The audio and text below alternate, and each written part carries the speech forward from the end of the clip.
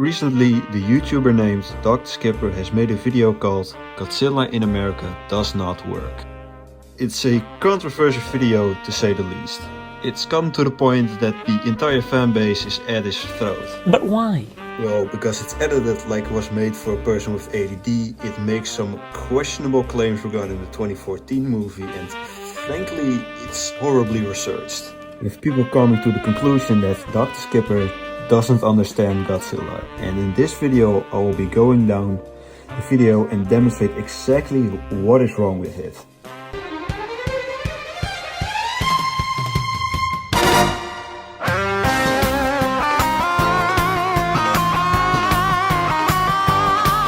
I'll start at the section with the way the video is edited.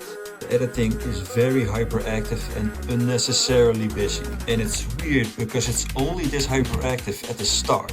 Besides the start, the rest of the video is edited decently well.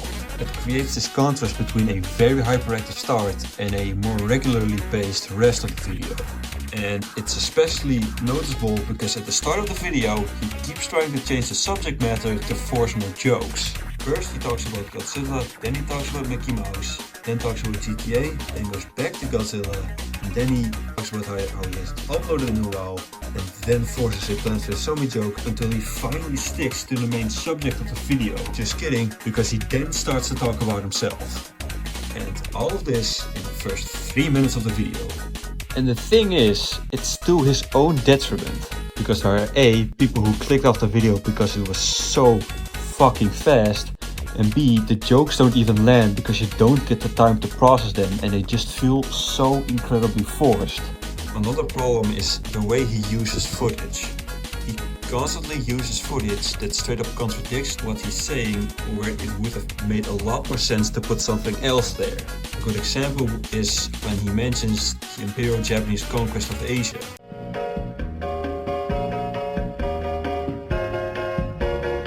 Which makes zero sense, as Japan's first conquest outside the home islands was in 1849, which at that point Japan had already modernized its army to the European standard. And it's here where it's most apparent he has zero clue of what he's talking about, and that he at most knows only the most surface level of information, and sometimes not even that.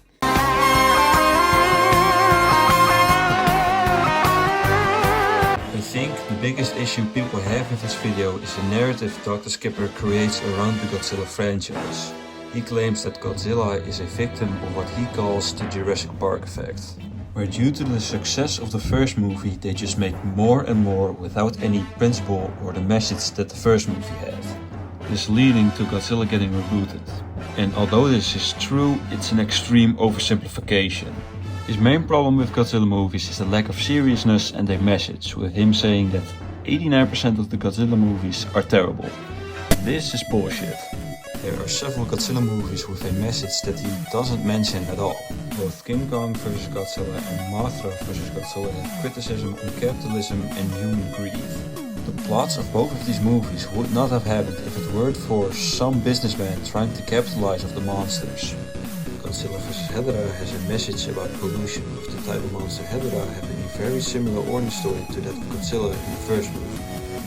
Now, granted, the way these movies present their story isn't nearly as serious as the original. In fact, some of these movies have some of the goofiest Godzilla moments, but to disregard their entire themes and messages for that is extremely dishonest. And the thing is, there are Godzilla movies with themes and messages that do take themselves seriously. The 1984 movie has extremely overt commentary on the Cold War. And Godzilla once again has the two monsters as stand-ins for the US and USSR, with Japan getting destroyed as a consequence of their actions. More shockingly of all, however, is that Dr. Skipper never talks about Shin Godzilla, which is as close as it comes to the original, and it does everything he complains the monsterverse doesn't do. But the strangest thing of all is that with one exception, he uses footage from all of the movies I just listed. And like I said, their footage is used and he says something that directly contradicts what he is saying. He ignores in total about 4 decades of movies just so he can talk about the monsterverse quicker. And his views on the monsterverse are... they're interesting, to say the least.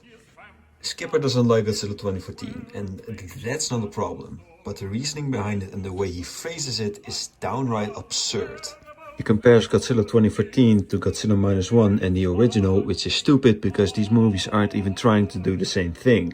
Godzilla 2014 was made to reinvent Godzilla for modern audiences, taking the god part of his name literally as he's now the protector and ruler of Earth. And Godzilla -1 is a movie about guilt and trauma and overcoming the challenge that comes with it. But according to Dr. Skipper, Godzilla 2014 is an American military-industrial complex propaganda film. Because unlike Godzilla -1, 2014 doesn't critique the government. And instead of a reminder of its sins, this Godzilla is an ally of the US military against the Japanese threat. Which if you look at the movie just isn't the case. It's even more ridiculous when you realize that the military in the Monsterverse movies is incredibly ignorant of the situation they find themselves in. They actively go against the advice of the specialists and only make the situation worse. And you're trying to tell me that the movie where the government decides to nuke Los Angeles is somehow US propaganda? Fucking good luck with that! And it's not like it's Transformers where they have these sweeping shots of the military that makes them look cool. It's just a bunch of guys in uniform shooting at stuff that doesn't even budge. If this is supposed to be propaganda, then it's really shitty propaganda. The video has more absurd claims like these.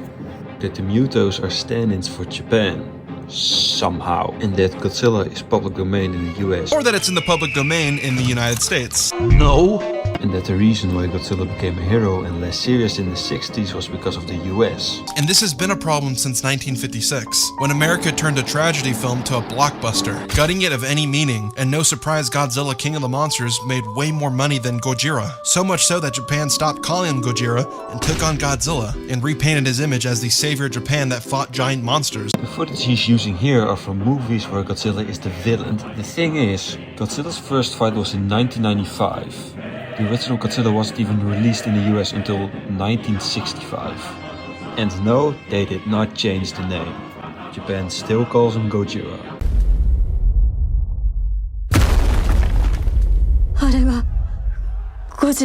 Everything he said in that sentence wasn't true, which brings me to my point, Skipper doesn't understand Godzilla. Monsters are often used as representations and manifestations of a society's fears. Godzilla is a perfect example of this. However, as the society changes, so does its fears and worries. From nuclear weapons to greed to pollution to biological warfare. The original Godzilla is a product of its time. A time when nuclear power showed up left, right and center.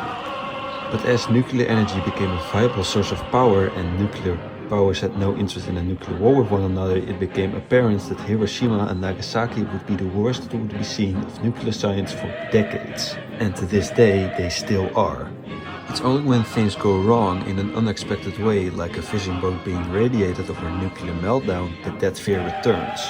And that is how movies like the original and Shin Godzilla are made, but the messages would ring hollow if not made in a time or repeated too often. And the truth is, without the more action-oriented films, Godzilla would not be nearly as big as he is now. Without movies like King Kong vs. Godzilla and others like it, the series would not have gone as far as it did. And the same is true for today. -1 and Shin Godzilla would not have been made if it weren't for the success of the Monsterverse. Put simply, Godzilla 2014 walked, so -1 could run.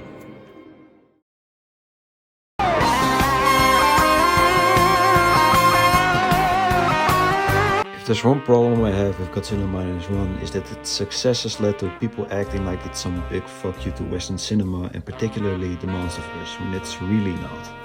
It's this mentality of people not being able to praise something without putting something else down, and I kind of hate it. It's also led to people thinking they're an expert on Godzilla when they really aren't. I think Skipper's video is a good example of this. I mean, he said himself that the only reason he made the video was because of Godzilla -1. Godzilla -1 was why I made this entire video. Although he said he rewatched multiple Godzilla movies, based on the video, he has probably only seen 3. One of which, well, shit-faced. And if he's seen more, he was probably shit-faced watching them too. To answer why this video doesn't work, it's because the editing style sucks, because Skipper didn't do his research, and because he's talking out of his ass to force a narrative.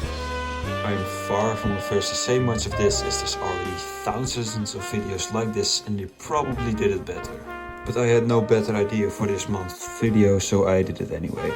The amount of videos against him is making me think he did this on purpose to spark outrage, but regardless of intent, he definitely succeeded in that. And at this point my video is beating an already dead horse. But as always, this has been Martin, thank you for watching and I hope to see you another time.